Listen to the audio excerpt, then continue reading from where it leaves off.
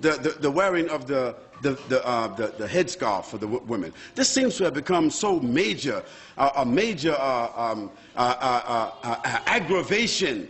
Why should women who want to wear a veil, why should this have been such a source of aggravation today? Why is that? I don't understand it. I mean, if a naked woman walked in this room here, meaning wearing a bikini or a G-string, she would have the right to just walk just like anybody else. If a woman came down here and she was wearing a G-string and walked right across here and went back upstairs and came down, matter of fact, there were 2 or 3 of them, we would be like, whoa. What's going on here? But we couldn't say anything because it is accepted in the society for a woman to wear this in public. And there are some beaches in this country and some places in this country where you got some people call themselves naturalists. You know what they are. I don't have to tell you. That is, they believe that they should just walk around all the time naked.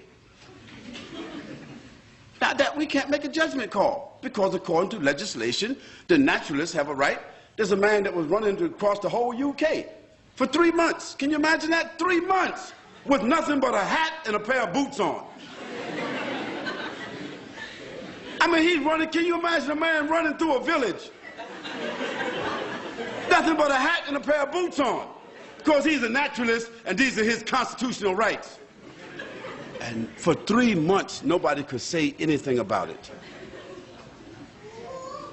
Well, I say that in a society where people are allowed to express themselves that way, why should there be a problem about Muslim women, whether in the schools or otherwise, choosing the preference to cover their heads or to cover their bodies with loose garments? Why should there be such an uproar?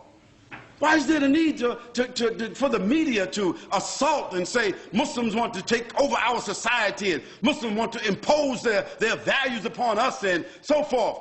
But I want to remind them that until 15 or 20 years ago, the nuns in the church, in the Catholic Church, they had to wear it. Is it right or wrong? And just recently, the Catholic Church has relaxed the uniform codes of the nuns where they can show a little cleavage. They can now wear a little bit, you know, put the cross right there in the middle. They don't have to wear a headpiece anymore, and they can show a little bit of thigh. Well, that's their right.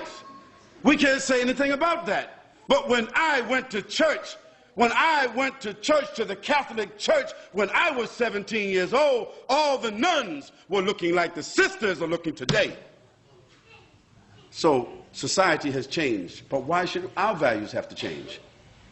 Those Muslim ladies who want to wear the full scarf and want to wear loose clothing, they're doing so because God said so, not because their husband said so, not because they're Arabs or Indonesians or Malaysians or Africans. No, they're doing it because God says so. So if our religion, which is the same religion of Moses and Abraham and David and Solomon and Jesus and John the Baptist, if we have the same religion as all those prophets, and we are all monotheistic people basically, Christians and Jews and Muslims, taking our sources from the same, taking our scripture from the same sources, and we can see in the history of our religions that women dress this way consistently, then why is it an aberration because our women want to wear that today?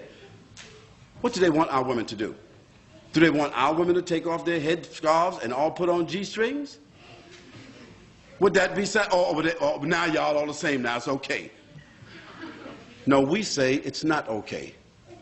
And we say, as Muslims, we have the right to preserve what we consider to be decent and dignified clothing and apparel and appearance. And we think that we are fortifying. We think that we are making a good moral contribution. We think that we are doing something that will support the morals, the principles and the status of women in this society. We say that's what we think we're doing. And do we have the constitutional right to make what we consider to be a moral contribution to the fiber of this society based upon our religion? Of course we do. And we don't have to apologize. And if somebody wants to know, if we are unable to explain, we do not have to explain. But what we should do is, the people of the media,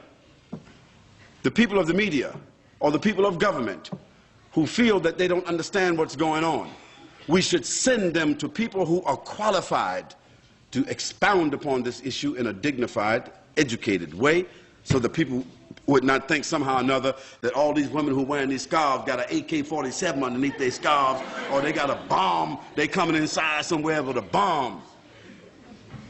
You know, stereotypes. But the issue is, we Muslims, the Muslim ladies in particular, you do not have to explain to anybody why you are dressed the way you are dressing. Just like others who are undressed do not have to explain to anybody why they are undressed.